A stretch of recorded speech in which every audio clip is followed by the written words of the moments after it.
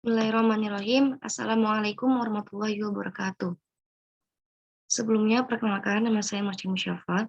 Saya dari Fakultas Syariah dan Hukum, Prodi Hukum Keluarga, semester 5. Jadi saya akan mempresentasikan tentang hukum acara perdata sebagai salah satu syarat untuk memenuhi tugas dari mata kuliah hukum acara perdata. Baik, saya langsung menjelaskan dari pada kesempatan kali ini.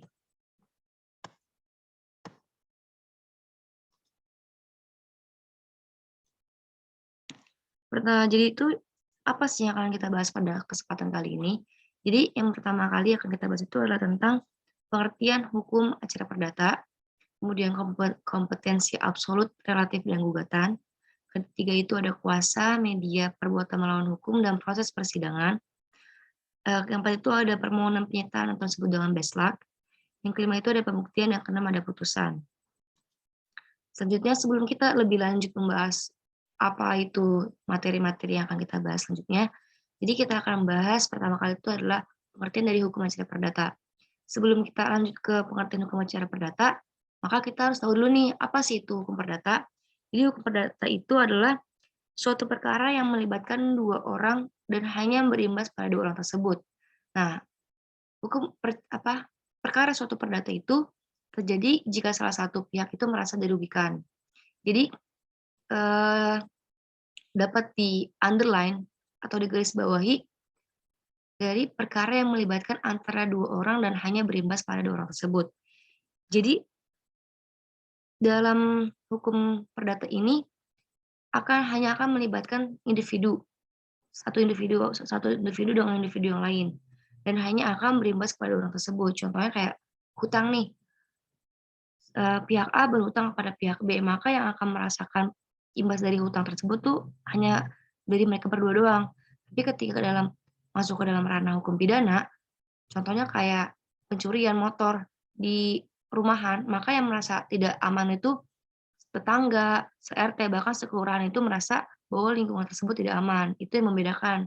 Jadi kalau perdata itu hanya berimbas kepada kedua belah pihak yang bersengketa, tapi kalau misalnya hukum pidana itu dia berimbasnya kepada orang banyak, seperti itu.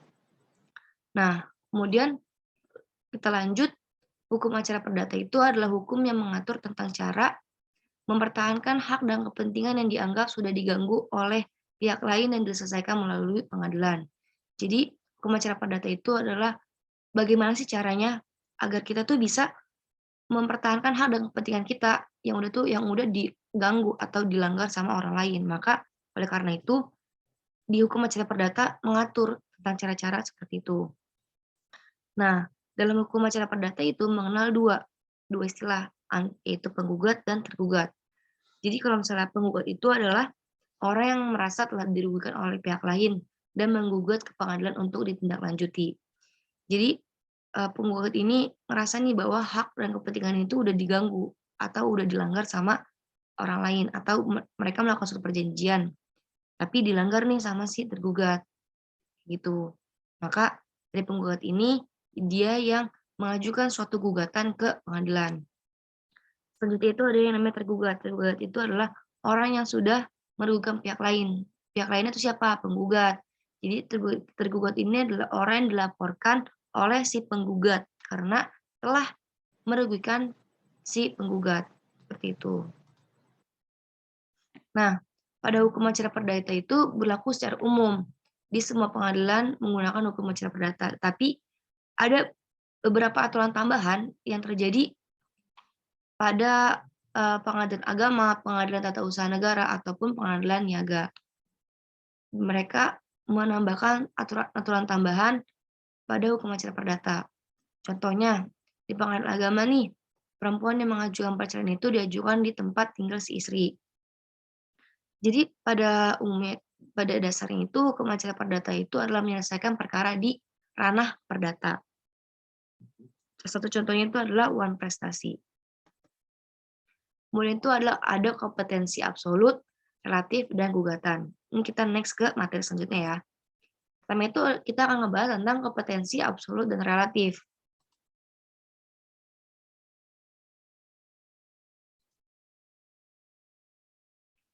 Pertama itu ada kompetensi, ini kompetensi absolut. Itu hal yang berkaitan dengan kewenangan dalam mengadili suatu perkara. Contohnya itu pengadilan negeri ataupun pengadilan agama di daerah mereka. Nanti akan terlihat lebih jelasnya itu ketika nanti kita sudah membahas tentang contoh surat gugatan. Nanti akan dijelaskan di slide selanjutnya. Terus kemudian ada kompetensi relatif. Nah, kompetensi relatif ini adalah kewenangan pengadilan dalam mengadili suatu perkara berdasarkan tempat tinggal. Contohnya nih, penggugat bertempat tinggal di Jakarta Timur dan penggugat bertempat tinggal di Jakarta Barat. Maka penggugat mengajukan ke Pengadilan Negeri Jakarta Barat, bukan di tempat tinggal si penggugat. Itu. Jadi ketika mau mengajukan suatu surat gugatan, maka si penggugat ini harus mengajukan gugatannya itu ke pihak di tempat tinggal si tergugat. Penggugat berdomisili di Jakarta Timur, tapi tergugat di domisili Jakarta Barat, maka penggugat harus memberikan gugatannya itu kepada Pengadilan Negeri Jakarta Barat. Seperti itu contohnya. Kemudian itu ada contoh surat gugatan.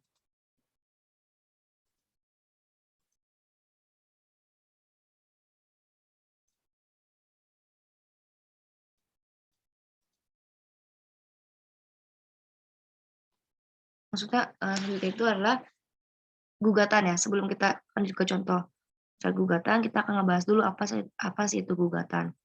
Jadi dalam gugatan itu jika sudah mengetahui kompetensi absolutnya mana, relatifnya mana, maka selanjutnya itu adalah membuat surat gugatan.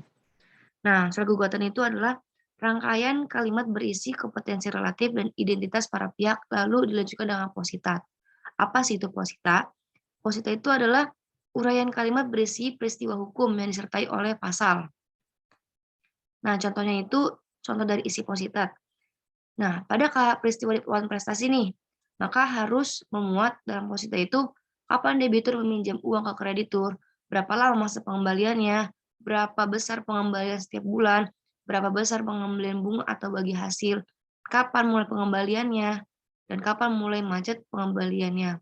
Nah, dalam peristiwa atau kronologi ini harus didasari oleh pasal-pasal yang telah dilanggar dari si tergugat. Kemudian itu ketika sudah berisikan suatu posita, maka yang terakhir itu ada namanya petitum. Petitum itu adalah tuntutan yang disampaikan para pihak, terutama pihak penggugat. Jadi tuntutannya itu apa? Jadi pertama itu ada posita, posita itu adalah kalimat berisi peristiwa hukum atau kronologinya. Terus kemudian ada petitum. Petitum itu adalah tuntutan dari penggugat. Selanjutnya itu ada surat gugatan. Ya, semacam ini.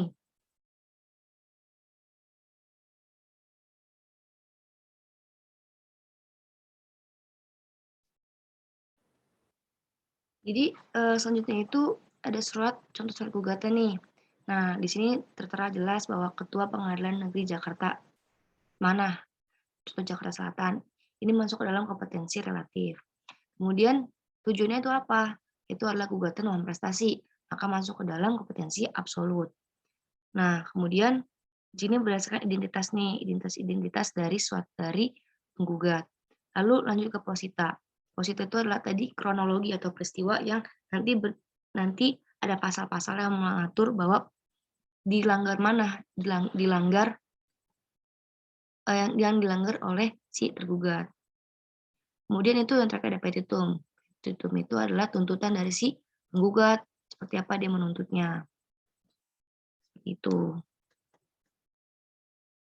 Lanjut ke surat kuasa. Nah, surat kuasa itu dibagi menjadi 4 kategori. Pertama ada kuasa khusus. Maksudnya kuasa umum. Nah, kuasa umum itu adalah kuasa yang digunakan untuk semua hal dan boleh untuk siapapun. Tercantum dalam pasal 1796 KUH Perdata. Contohnya itu Bima menguasakan kepada Ari untuk mengambil surat di kelurahan. Jadi pada kuasa umum ini bebas diperuntukkan untuk siapapun dan untuk perihal apapun. Selanjutnya itu kuasa khusus. Nah, surat kuasa khusus itu yang biasa digunakan untuk para advokat mengenai suatu perkara. Dikatakan khusus karena surat ini harus jelas, berlaku untuk tingkat 1 banding ataupun Mahkamah Agung. Terdapat dalam pasal 1795 KUH Perdata. Contohnya pengacara yang mendapat kuasa untuk hadir dalam suatu persidangan. Nah, dalam kuasa khusus ini diperuntukkan untuk para advokat. Makanya dinamakan sebagai kuasa khusus. Ketiga itu ada kuasa istimewa. Kuasa istimewa itu adalah kuasa yang diperuntukkan untuk kuasa yang khusus. Contohnya, mengucapkan ikrar talak di persidangan. Seperti itu. Nah, yang terakhir itu ada namanya kuasa substitusi. Itu adalah kuasa yang dapat dikuasakan kembali kepada pihak atau pada orang lain. Contohnya, Icaf mendapatkan surat kuasa dari Farha untuk hadir dalam suatu proses persidangan lawan prestasi. Nah, tapi ternyata si Icaf ini berhalangan untuk hadir dalam persidangan. Maka si Icaf ini memberikan kuasa kepada Vina untuk hadir dalam suatu persidangan. Nah, dalam hal itu berlaku hanya 1 hari. Tapi kalau untuk hari selanjutnya, maka harus membuat surat kuasa lagi. Jadi kalau kuasa substitusi itu terjadi ada 3 pihak. Icaf mendapat kuasa dari Farha, tapi Icafnya nggak bisa. Maka si Icaf ini memberikan kuasanya kepada si Vina untuk hadir dalam suatu persidangan. Seperti itu.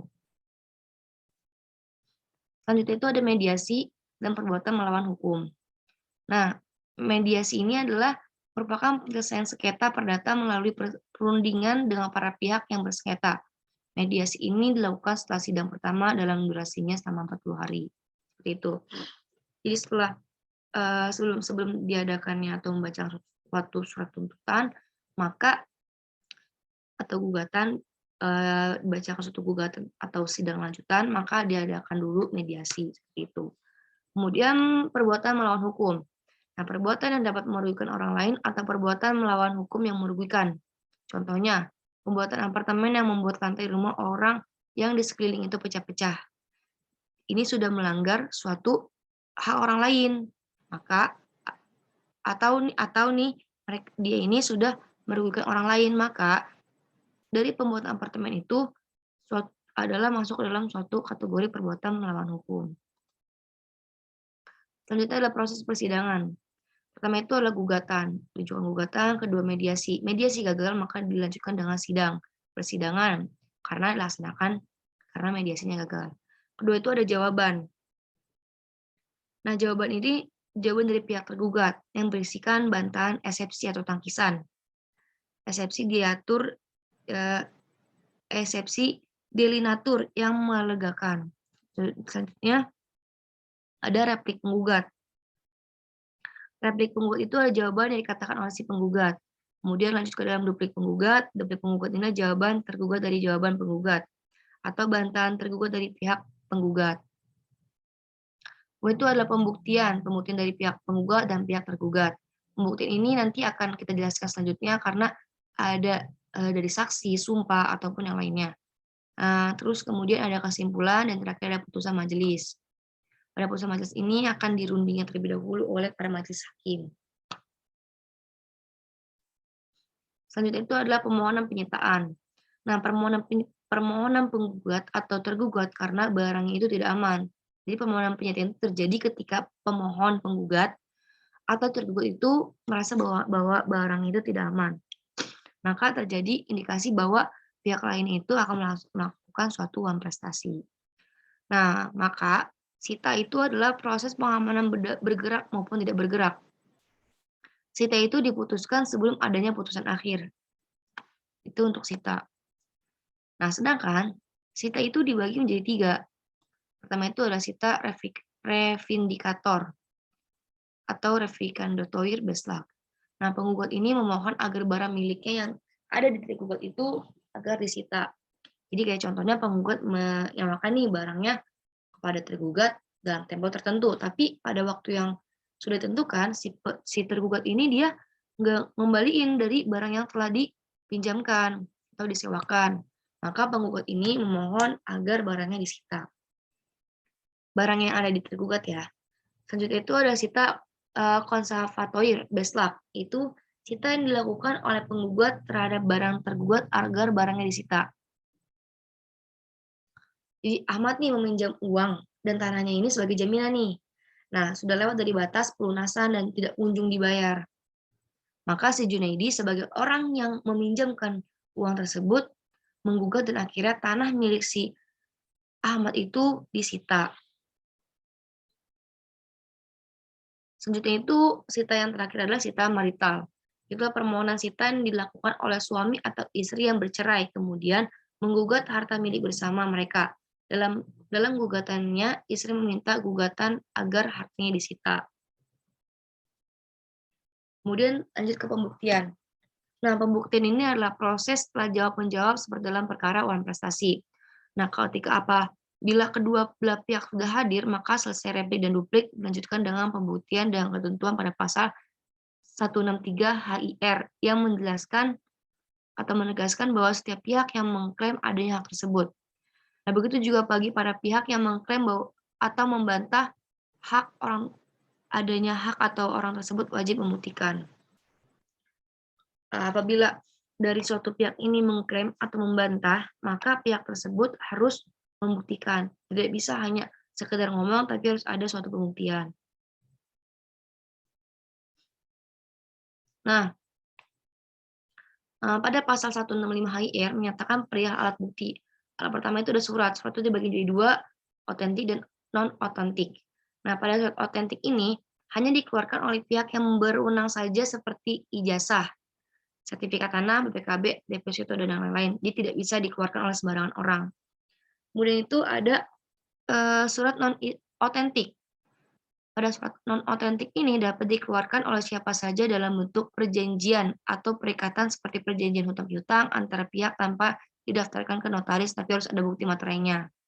Untuk yang surat non-otentik. Kemudian ada pembuktian dari saksi.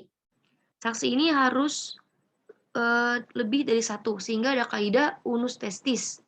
Satu saksi bukan saksi. Ketika saksinya itu bukan dua atau hanya satu, maka sesuai dengan kaidah ini unus testis, maka dikatakan bukan saksi. Begitu pula pada saksi yang harus mengetahui peristiwa itu langsung dari para pihak langsung karena ada kaidah testimonium de auditum. Jadi saksi harus melihat, mendengar, dan menyaksikan langsung peristiwa tersebut. Jadi saksi harus melihat, mendengar, dan menyaksikan langsung peristiwa tersebut. Kemudian ada sumpah. Nah, sumpah itu dilakukan untuk melengkapi kekurangan saksi atau bukti surat yang kurang. Sehingga ada istilah sumpah subritoir atau sumpah pelengkap. Selanjutnya ada bukti persamaan hakim dan bukti pengakuan para pihak. Nah, kemudian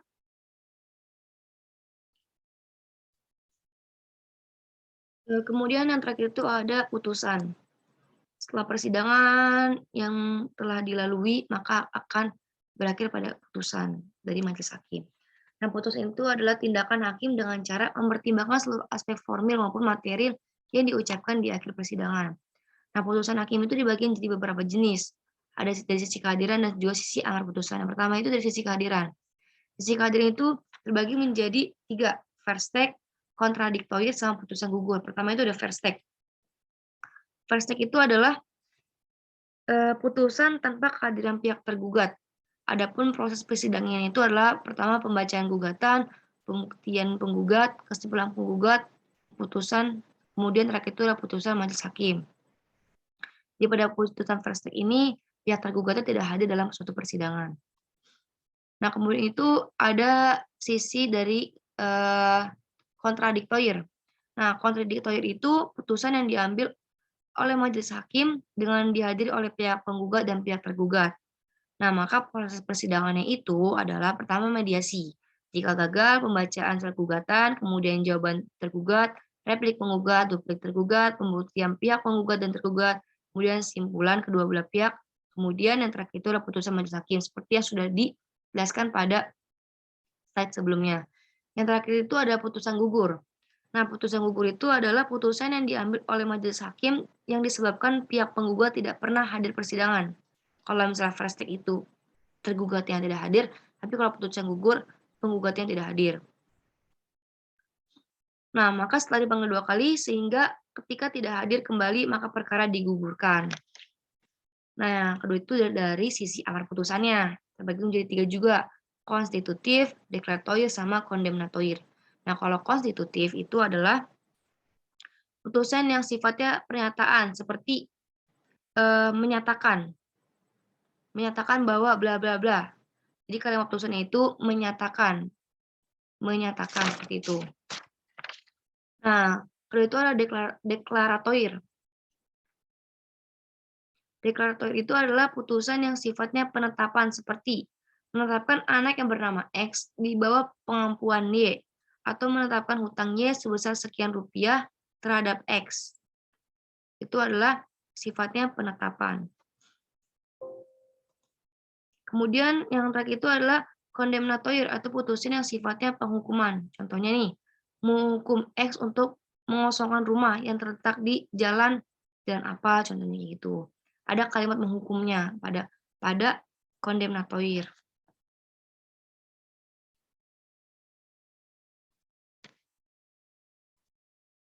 Sekian yang dapat saya sampaikan. Kurang lebih mohon maaf apabila masih ada kekurangan kata, kekurangan materi karena saya juga masih dalam tahap belajar. Jadi saya mohon atas saran, kritiknya untuk kedepannya menjadi lebih baik lagi. Tutup. Wassalamualaikum warahmatullahi wabarakatuh.